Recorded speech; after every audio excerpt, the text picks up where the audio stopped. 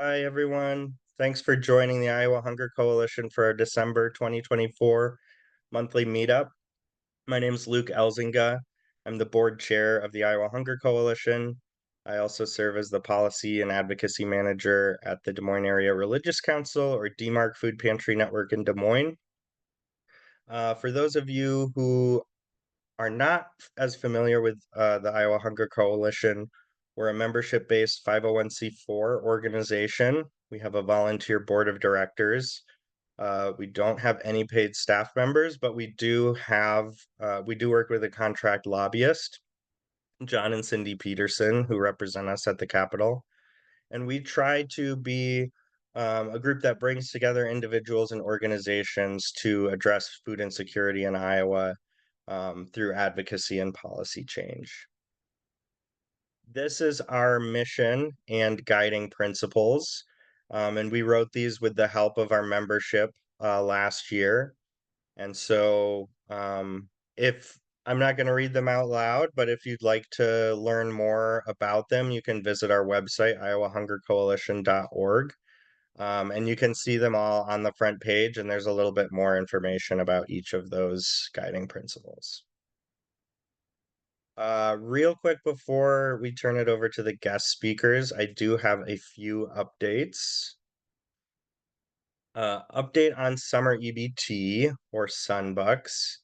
Um, just a reminder that Iowa has until January 1st to submit a notice of intent to USDA to operate summer EBT in 2025. You may recall Iowa did not participate in summer EBT this summer. And for those of us who work at food pantries, I think we really saw a lot of folks turning to food pantries who could have been helped by this program. We did yesterday put this out that we had over 150 organizations sign on to a letter calling on Governor Reynolds to take action by that January 1st deadline. We're also encouraging folks to either reach out on behalf of their own organization or as an individual, you can contact the governor's office. Phone number is there. They operate the line during regular business hours, or you can leave a voicemail. You can also go to the website and submit something through a contact form, and we can share the link there. Also want to give a quick update on the federal side of things. For those of you who may be following this, there's three things that really need to happen really before this Friday. So time is running out. There's been some stalling and negotiations, but right now Congress has to pass a continuing resolution for all appropriations. They're going to extend those until March 30th. The Farm Bill needs to be extended. That expired September 30th, so they're going to be doing a 1-year extension there. And there's also a disaster aid package. We've been doing some advocacy to make sure that there is funding to replace stolen SNAP benefits for victims of skimming included in the Farm Bill extension, and it does look like that is going to be included. So a lot's still up in the air. They're still negotiating this. I could be wrong even now, having only looked an hour ago at what the latest news was. So just know that all is happening. And a few updates on about the Iowa State Legislature. We're less than a month away from the legislature kicking off in January. A few updates. State Senator Chris Cournoyer was named Lieutenant Governor. So our Lieutenant Governor, Adam Gregg, resigned to take a job with the Bankers Association a few months back. And just this week, Governor Reynolds named his replacement. So Chris Cournoyer, was a state senator from Eastern Iowa, the Clinton area. So there's going to be a special election to fill her seat. Also, just a heads up that committee chairs and leadership have been announced. So we now know who's going to be heading key committees. Uh, there's haven't been too many surprises, although there were a few, I think, unexpected assignments. So feel free to reach out if you have any questions there. But I would say also right now is a really good time to just reach out to your representative and senator and just introduce yourself. They're probably already getting a lot of emails, but they're going to be getting even more in January. And so just reaching out before you have a specific ask and just introducing yourself and what you do and what you're passionate about um, can be a good thing to do before things get started in January. So, any questions on any of those three items?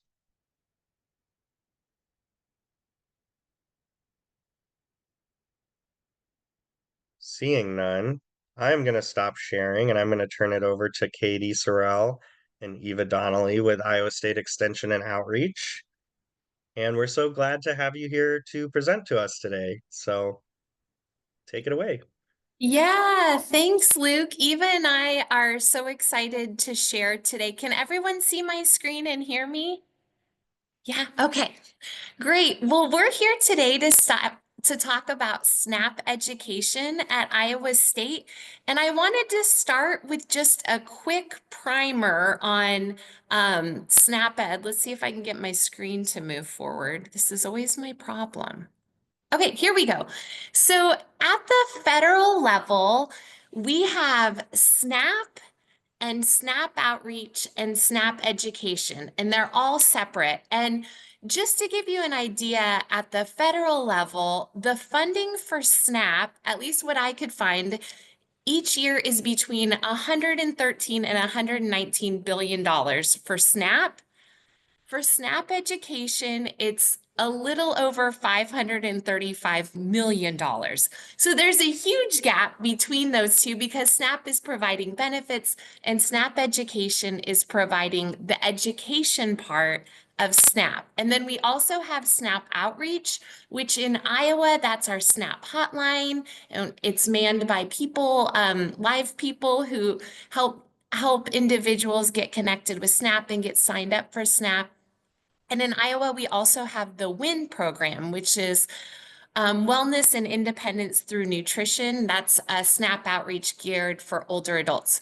So there's a difference between SNAP outreach, and SNAP education. And today I'm going to talk with you about SNAP education in Iowa.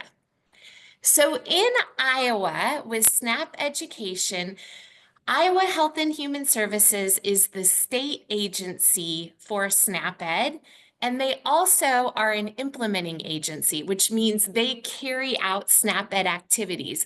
Many of you have probably heard of Pick a Better Snack. That's the main program that Iowa Health and Human Services conducts. They also do a lot of policy, systems, and environmental changes at the school, which is really cool. So they do direct SNAP education. And then Iowa State University Extension and Outreach, where Eva and I work, we are an implementing agency. So we are boots on the ground doing SNAP education throughout the state. And one of the things we're known for in Extension is direct education. So we have nutrition educators all throughout the state that do anywhere from a 4-class to an 8-class series of nutrition education. And all of our work with SNAP education is geared towards those who are eligible for SNAP. So Health and Human Services works in schools that are at a certain percent free and reduced priced meals. And for us, we work at sites where we know that people who are eligible for SNAP would be. So we do work at food pantries and at nonprofits, at WIC clinics. So wherever we know likely eligible SNAP participants are at, that's where we're doing direct education. And then the part that we're going to talk with you about today that both Eva and I work with are our PSE programs. So our policy, systems, and environmental programs. So that's trying to change the environment and policies and organization to make it healthier. And at Iowa State, we have Growing Together Iowa, and we also have food pantry coaching. So I'm going to talk about Growing Together Iowa, and then I'm going to turn it over to Eva to talk about food pantry coaching. So Growing Together Iowa, it is such a cool program. Here's some pictures of some of our gardens. So on the left, that's a picture of the garden that's at Northeast Iowa Food Bank. It is on site. If you ever get a chance to go, it's absolutely beautiful. And volunteers and master gardeners fill up these carts with fresh produce and wheel them into the pantry at the food bank. And clients are so excited to see all the fresh produce. It is still warm from the ground when it is wheeled in. So that is one really neat garden. And then the garden on the right, that's a garden in Des Moines County in Burlington. And it is in a neighborhood where they donate all the produce to a local food pantry. And there's a bunch of volunteers that work there.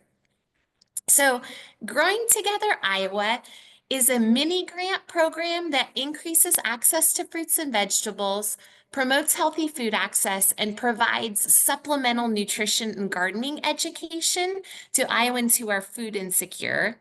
And it's a collaboration of county extension offices, master gardeners, and food pantries. And here's the part that I get most excited about. It's driven by community needs. So Growing Together Iowa, every year we put out our mini grant, and county extension offices as well as ISU departments can apply, and they apply in partnership with a master gardener because we want their expertise in gardening, as well as local food pantries where the fresh produce is going to be donated. So we provide funding for all the materials for a donation garden, and 100% of that produce goes to a local food pantry, and we provide supplemental nutrition materials at the at the pantry. And when I say that it's driven by community needs, one of the requirements of the grant is we have to ask the food pantry what produce food pantry clients want. So we say, what fresh produce do you most want? And that's the produce. Those are the fruits and vegetables that the garden grows. So every year we get different counties that apply for Growing Together Iowa. On Monday, we just closed applications for 2025, so I don't know who's going to be funded yet. But in 2024, we had 32 counties that were funded, which is pretty cool. Almost a third of Iowa counties have a donation garden that with fresh produce going to local pantries. And then the circled one, those are gardens that are no longer receiving Growing Together Iowa funding, but they still are donating produce and want to be included in our data set.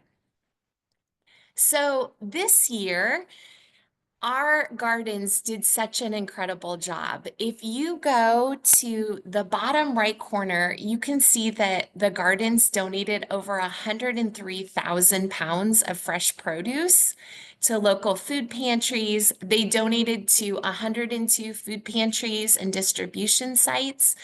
And then you can see that there were lots of volunteers involved. So we had over 300 master gardeners involved. And then right below that, almost 600 non-master gardener volunteers. And then all the way to the left in that bottom left corner, over 600 youth are learning how fresh fruits and vegetables are grown, and they were a part of volunteering at the gardens. So again, every year it changes what counties have Growing Together Iowa. But yes, but it tends to be about a third of Iowa counties. This was one of our quotes that came in. So every year the gardens submit a year-end report. So that includes poundage and where they donated to and how many of those pantries reached. But I thought this was such a great quote.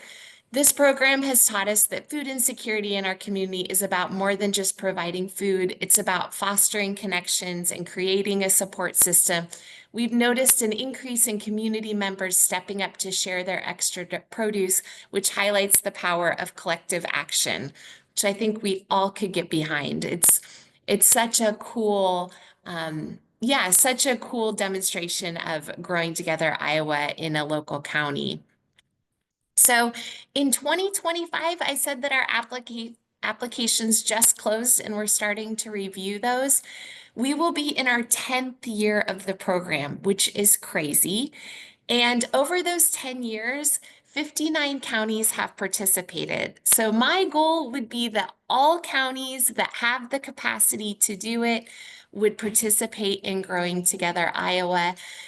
And one of the things we didn't foresee with Growing Together Iowa is that it's been a catalyst for change in counties and for us. So I'll start with in counties, especially first year counties. When they get this grant, we say, what have you learned about nutrition security in your county? And counties will say, we didn't know there was hunger in our county. We didn't know that there were people in our county experiencing food insecurity. So often, this Growing Together Iowa project is a catalyst for uh, hunger coalitions or food security councils to get started in counties. We've had a county that opened a food pantry as a result of the involvement with Growing Together Iowa. So we just see that it starts to create awareness and it can really be a catalyst in counties. And for us, Growing Together Iowa, as we were starting the program and working over the years, we were in more food pantries and we thought, wow, these pantries and their respective food banks are doing such great work. How can we support them more? So Eva's going to jump in and talk about that. Yeah, so a little over 5 years ago, we saw the need where food pantries were really interested more in that one-on-one kind of support. They were already doing amazing things, kind of connecting with their community and the people that were interested in, coming to the food pantry, but they really wanted that support to just continue making changes and accessing other resources. So now we have healthy food access specialists that work directly with a food bank and their partner pantries. And so right now we actually have healthy food access specialists with 4 food banks in Iowa. And so on the next slide. I'm trying, Eva. Hold on. You're good. There we go. This is a picture of the food banks that service the state of Iowa. And so the food banks that are circled actually have a healthy food access specialist working with them and their partner pantries. So over on the western side, we have Judy working with the food bank for the Heartland. We have a new healthy food access specialist, Nicole, who's actually on this call, I believe, working with the Northeast Iowa Food Bank. We also have Rebecca, who is new, also on this call, working with the Food Bank of Iowa. And then I just transferred from working with the Food Bank of Iowa to HACAP over here in Eastern Iowa. So as we're working with some of these food pantries, again, we have this pleasure of just supporting pantries in the work that they're already doing. And a lot of pantries are already off to an amazing start. And so we're just here to help them, access other resources, maybe provide new ideas. And so there's some priority areas that are just the basis of kind of what we do and support this work across the state. So it may take a lot for neighbors to enter a food pantry and ask for assistance. And so if they aren't treated with dignity and respect, they may not return even if they really need this support and assistance. We also love when food pantries are connected with the food bank just because they can receive food at a lower cost and also access resources and information about food safety, food rescue, other organizations that they may not otherwise have access to. We love when food pantries offer choice, as this is kind of seen as that like gold standard, and it just helps provide a more dignifying experience for people where you can actually choose the foods that meet your cultural, health, and family preferences or needs. And then research has also shown that this has led to reduced food waste. We love when pantries have different hours of like openings, so like a daytime shift, an evening, or a weekend, just to kind of help create a more inclusive environment where people can access the services at a time that's most convenient for them and their family. We know that food insecurity is kind of unknown. We don't know when that could happen to anyone. And so just allowing individuals to visit as often as they need to is really a big focus of some of the work that we do. As Katie kind of talked about, we know that neighbors consistently request fresh, nutritious foods, but nutrition security is also important to helping our community achieve nutrition and health goals. So a lot of the work that we do is kind of based around having that produce and nutritious foods in the pantry. And then lastly, food pantries are a great place to provide additional information on proven ways to reduce food insecurity. So thinking about how to address the root cause of food insecurity, such as, SNAP, WIC, double up food bucks, and affordable health care, things of that nature. And so again, this is kind of the foundation of our work and our overarching goals. But as we know that there is a way that we need to actually track what we're doing, which brings us to the Nutrition Environment Food Pantry Assessment Tool Plus. Say that 5 times fast. We say it's the NEFPAT. It comes from the University of Illinois Extension, and this just helps us track our changes over time. It is by no means anything formal. We go into a pantry and just kind of engage in conversation. And so overall, this is kind of outlines the work that we do at the pantry just to help make sustainable changes that help them meet their long-term goals and vision. So we start with an organizational readiness tool, what are they interested in changing? Are they actually ready? Do they have support and interest from staff or volunteers? And then we do the NEFPAT kind of assessment. Again, it's not formal. We just have conversations, see where pantries are at, and then goal set with the pantry and provide, direct support and resources, kind of working with the pantry maybe over 3 to 6 months, kind of just depending on what this goal is. And then we would come back, see if this change has been sustainable, and then set another goal. And we just continue like that for an ongoing partnership. So what exactly does the NEFPAT include? There's 7 kind of overall objectives. So we're looking at offering different types and forms of fruits and vegetables that can meet culinary and dietary needs and preferences. So thinking about are there different types of fruits and vegetables, but also frozen, canned, fresh, dried, and juices, just for people maybe that just depending on somebody's needs or recipes, preferences, anything like that. We also want to encourage choices from each My Plate food group, so specifically items that meet nutritional guidelines. So for example, lean proteins, low sodium items, maybe canned fruit with no added sugar, whole grains, things of that nature. We also look at encouraging increased client choice. So again, many pantries are amazing at this. We also want to look at having client choice for nutritious items such as that produce. And then we want to support pantries in asking for nutritious donations and produce from the community. Then we look at how to market, promote, and nudge nutritious foods. So these might include pointed decision prompts. I'll show a picture on the next page of what this might look like. To just kind of help identify and promote nutritious items in the pantry. And then we also provide information on meal bundling and recipes specifically from our website, Spend Smart, Eat Smart, which we'll also showcase later. And then more pantries have actually been interested in writing a volunteer handbook and prioritizing the customer service kind of neighbor experience as they come into the pantry. And so we support pantries in creating a written form that just showcases a commitment to a food safe, nutritious, and welcoming pantry for the community to recognize and for donors to be interested in. We also work with pantries to label items for dietary needs, asking for neighbor feedback about food preferences, whether it's produce or other items. And then also resources, translation of signage and forms to meet the language preferences of our individuals that come in. And then we also work with pantries to provide more wraparound services. So a lot of pantries have actually started partnering with other organizations healthcare organizations, schools, employment services, and more. So I know that was a lot, but now I'm going to highlight a couple success stories that we have been able to work with pantries on. So this one was at Catholic Charities in Des Moines, and we provided nutrition education and accessing produce for neighbors as they came in. So volunteers and staff, when I was working with them, they shared feedback that neighbors were really interested in accessing nutritious foods and produce specifically due to health concerns, dietary preferences, and the inability to actually afford some of these nutritious foods or produce at the grocery store.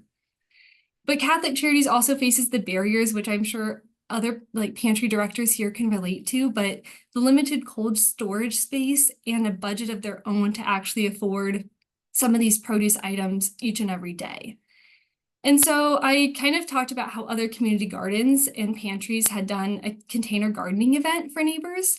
And so we worked with the Polk County Master Gardening Program, and then a local garden called Faith and Grace Garden. and then the pantry itself. And we had 1,400 starter plants donated from Faith and Grace Garden, and we handed them out to nearly 400 unique individuals. And so people were able to take home a container bucket with soil, 3 to 5 different plants, so like tomato varieties, onions, eggplants, peppers, tomatillos, ISU extension resources on both gardening and nutrition information. And they were just able to ask the gardeners some questions about how to care for this and where to find other resources. And then in the bottom left-hand corner, this is kind of those point of decision prompts that I talked about on the last slide, but we were also able to hang these up in the pantry to identify and promote nutritious options. And so volunteers and neighbors were both really excited about these opportunities to just kind of learn more about what items in the pantry are considered nutritious. And then for the produce, the pantries actually continued sharing that neighbors have came back with photos of their plants, recipes that they've used with this produce, and just the gratitude that they've been able to share like education about how to grow produce with their kiddos at home and how excited like the kids are to actually try new produce. So this has been a really good event, and hopefully they can do it again next year. And then at D Market, they are really passionate about providing educational opportunities for both volunteers and neighbors, just to kind of support that collaborative and welcoming environment. And so I was able to work with D Market to get nutrition and food safety education for volunteers and staff. And we had over 30 volunteers plus staff members come and work with hands-on activities to learn about the basics of nutrition and food safety. So D Market is amazing because they saw that volunteer education also translated to encouraging neighbors to choose nutritious foods and have just more one-on-one engagement with neighbors as they shopped. And so we walked through like a presentation about, again, the basics of just nutrition, like My Plate, and how to identify nutritious foods in the pantry, and then providing a food safe environment for individuals. And then we actually went into the pantry and kind of practiced some of these application skills and practiced how to have a conversation engaging with individuals as they shopped. And so they are really excited to continue this. And now they're working on short videos for pantry clients and volunteers each month, where they can, like all DMARC pantries can hopefully eventually showcase some of these videos for, again, food pantry clients and neighbors about just nutrition, where to find resources, and how to keep a food safe environment. So then overall, we are still now currently finalizing our fiscal year 2024 data. But from 2023, we know that pantries were already making great progress in creating a healthy space for their neighbors. But we were like so happy to be a part of the team to just support and coach pantries. And we've been able to make an average of 3.6 changes over the course of a year, which is just phenomenal. And so from this, we've been able to see that pantries are providing a more dignified experience for neighbors and accessing resources and nutritious foods. So some of these changes are included but not limited to, offering different colors of fruits and vegetables, or different like forms of those fruits and vegetables. So again, like the fresh, frozen, dried. Also trying to market the healthy options or increasing client choice, and then providing additional resources and asking what the needs are of the community. So now, beyond just kind of working with the pantry, there's a lot more that we also do, as if that wasn't enough. And so we sit on some of the boards and advisory councils on, pantries, banks, or other community organizations, just to kind of show what we've learned from pantries and engaging with the community when, maybe other pantries or other community members don't have the ability to sit on those boards. We also provide consistent research-based nutrition education and resource to partners, whether this be through physical handouts or through Spend Smart, Eat Smart, or other extension opportunities. And then we're able to share best practices from one pantry to another, which is my favorite thing. I get to see so many different pantries throughout the state. And so sharing kind of successes with other pantries, and I get to highlight their work, and then also lessons learned so that a pantry doesn't go through the same process that maybe another pantry was like, no, never again. And so that is a really exciting way to just kind of engage with different partners and connect them. And then we're also able to distribute newsletters and email blasts just to kind of showcase different tips, resources, updates, connections with other organizations. So we're really passionate about just trying to make nutritious foods abundant and accessible to all Iowans. And then I know you all were looking forward to these resources. Katie kind of mentioned that we have nutrition programming, so it's not unfortunately offered in every county, but if you're interested in kind of learning where the nearest programming is, there's a link in the chat. And so we offer Plan, Shop, Save, Cook, which is the 4-series lessons, and then our 4-lesson series, and then Buy, Eat, Live Healthy, which is the 8-lesson series in the state under SNAP Ed. And then we have Spend Smart, Eat Smart, which is, there's a screenshot of it on the slide. But it's a website that has recipes and resources about nutrition and food safety. There's videos about how to prepare different items. And then now we will turn it back to Katie to look at the SNAP Ed Needs Assessment Mapping Tool. Yeah, thanks, Eva. Eva and the rest of the Healthy Food Access Specialists do such an incredible job. It's fun hearing about their success stories and just their ability to come alongside food pantries that are doing such great work, especially when numbers are so high right now. So huge shout out to Eva and the other Healthy Food Access Specialists. So at the state level, Health and Human Services and Iowa State, we partnered together to create the SNAP Ed Needs Assessment Mapping Tool. So long word. Luke and I were at a meeting together, and he said, "Could you talk about this?" And we haven't talked a lot about it. So Health and Human Services really leads this, but they shared their slides with me, and I wanted to share it with you because I think it's such a cool resource.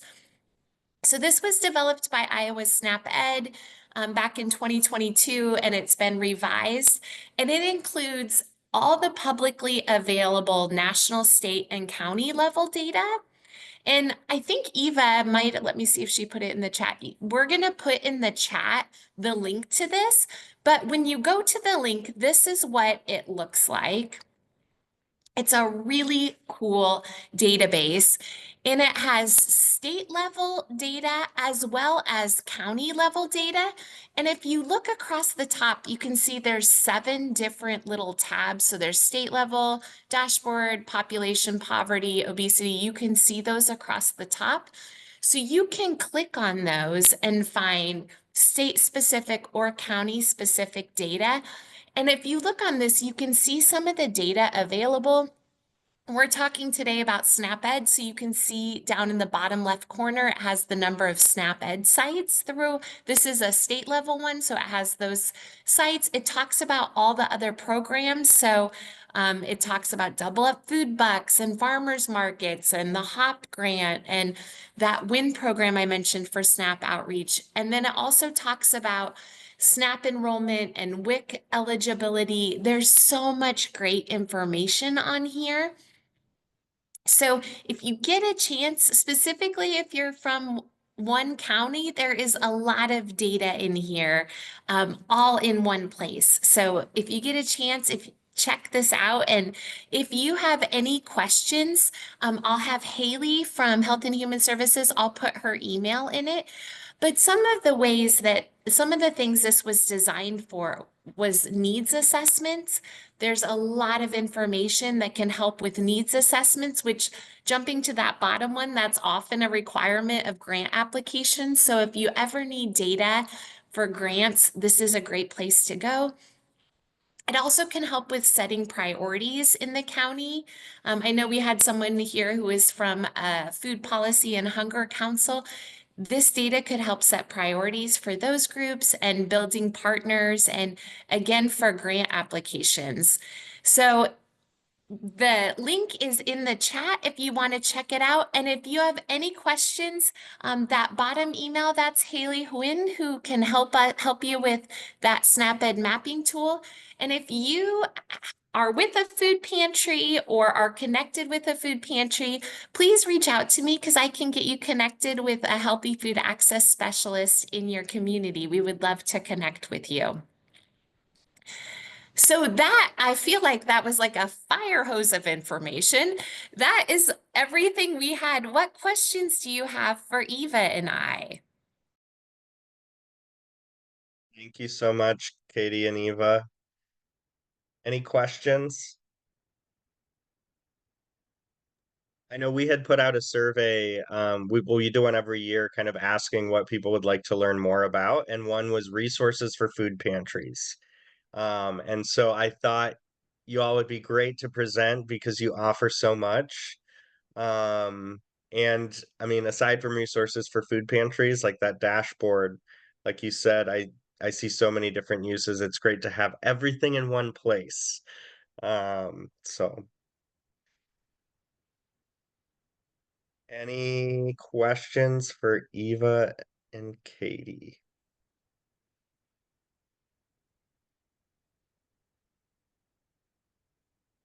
Yeah, I see in the chat from Donna. Donna, that's amazing that West Bend was able to start a food pantry. That is, congratulations. That's really cool. And if you go to Spend Smart, that Spend Smart, Eat Smart, Eva highlighted, in that there are sections, they're called pantry picks and produce basics.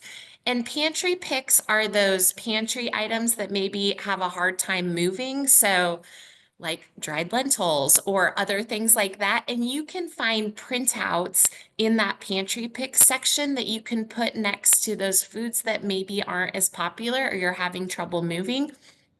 And then we have produce picks, or produce basics also on Spend Smart, Eat Smart, where you can, if you ever get donations of fresh produce or you just have things that people aren't as interested or don't know what to do with, we have printable in English and Spanish produce basics that have how to store, how to prepare, some recipe ideas. Those are the two things that have been really popular at food pantries, especially just to help us turn over food.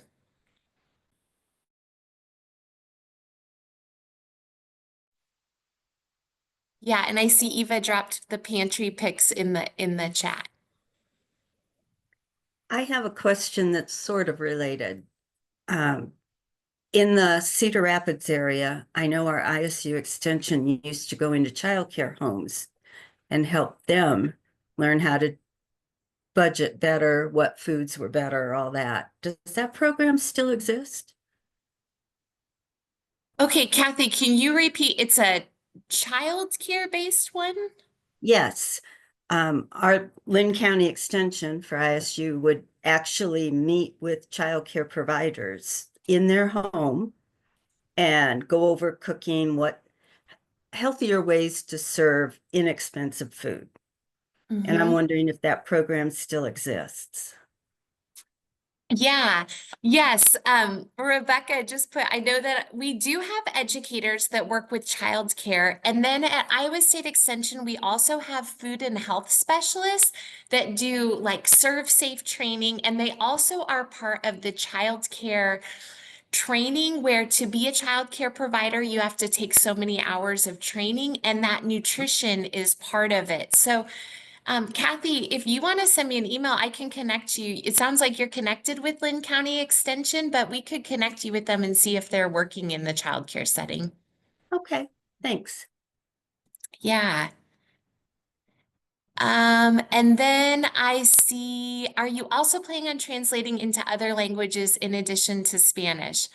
Great question, Rita. We know that especially in pantries, we need to have a lot of languages available to meet client and neighbor needs. So Spend Smart, Eat Smart, if someone uses it's connected with Google Translate. So if someone has their browser set to a specific language, which we found a lot of our clients do, everything translates. So I think it's available if you set the translation, Spend Smart, Eat Smart, I think it's available in, oh gosh, I don't know how many languages, but there's lots of them. And that translates everything on the website. So we do have pantries that need specific languages, and they set the translation for that website to the specific language, and they're able to print off recipes and tip sheets, those pantry picks and produce basics in those languages. I wish we could do translation for all of our everything we have. But we do for Spend Smart, Eat Smart, it is available in all the languages of Google Translate.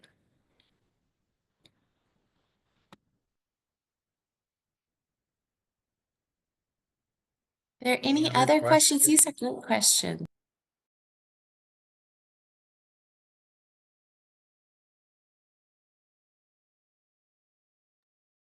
I will encourage you all, if you work at a pantry or volunteer with one, um, let them know of the resources that ISU Extension can provide, because I think there's a lot, um, you know, in addition to the NEFPAT and Spend Smart, Eat Smart. Think of the garden. I wish we could have had you. Like, the timing wasn't great for the grants, I realize. But we'll be sure to put a reminder out next year for those garden grants. So, any final questions for Katie or Eva?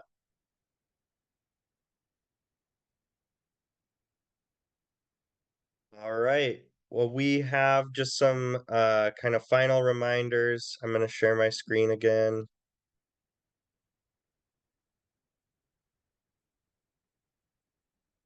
Just some upcoming dates to be aware of. The Iowa legislative session does start January 13th. So that will be here before you know it. That Wednesday, the 15th, we will be having our next monthly meetup, and we'll be hearing from the Iowa Food Bank Association and their work with SNAP Outreach, which Katie mentioned is kind of another piece of SNAP. So good timing there. I think we're learning more too as a group about, aside from SNAP and the benefits it provides, what are the other pieces of the program that support the work. So we'll be hearing from them about the SNAP hotline and SNAP outreach efforts they do. On Friday, January 17th, we'll be hosting a Northern Iowa regional gathering in Mason City with partners at Healthy Harvest of North Iowa. So we'll have more details about that coming soon. And also put on your calendar Thursday, January 23. It's the Iowa Food and Farm Day on the Hill, hosted by the Iowa Food System Coalition.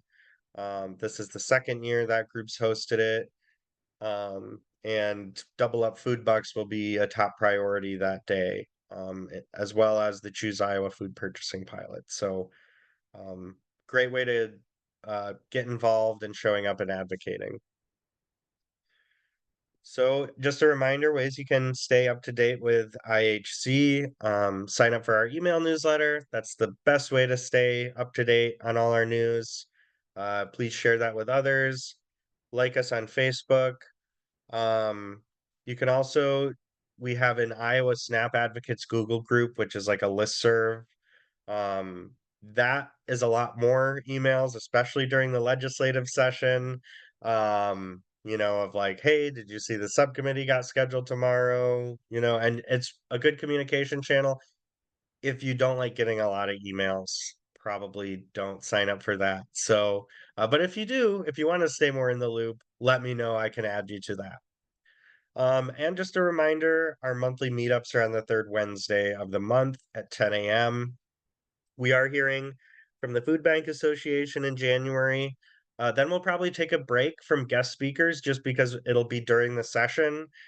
We will frankly have more to talk about, and probably on the federal level as well. So we'll probably take a break from a few months of guest speakers and then have guest speakers starting up again in April or May. So if you have any suggested topic ideas or folks or projects that you think would be good to share with everyone else, please let us know. And with that, thank you all. I will just open it up for any final questions anyone has, and I'm going to stop the recording.